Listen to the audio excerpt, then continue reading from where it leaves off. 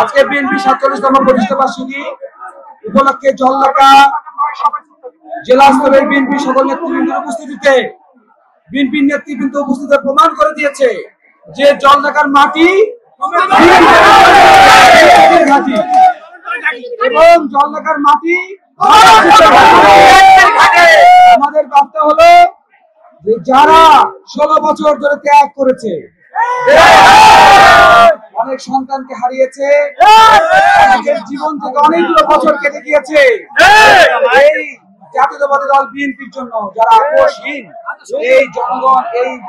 জাতীয়তাবাদী আদর্শ সৈনিকরা, আমরা চাই আগামী দিনে বিএনপি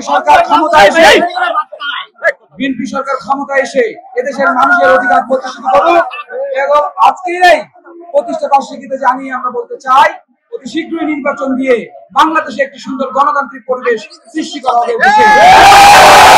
নির্বাচনের মাধ্যমে এদেশের জনগণের অধিকার, ভোটের অধিকার, ভাতের অধিকার, সকল জনগণের অধিকার ফিরিয়ে দেওয়া হোক এবং গণতন্ত্রের মানসকন্যা আমাদের নেত্রী বেগম খালেদা জিয়া এবং আগামী ভবিষ্যৎ রাষ্ট্রনায়ক তারেক রহমানের নেতৃত্বে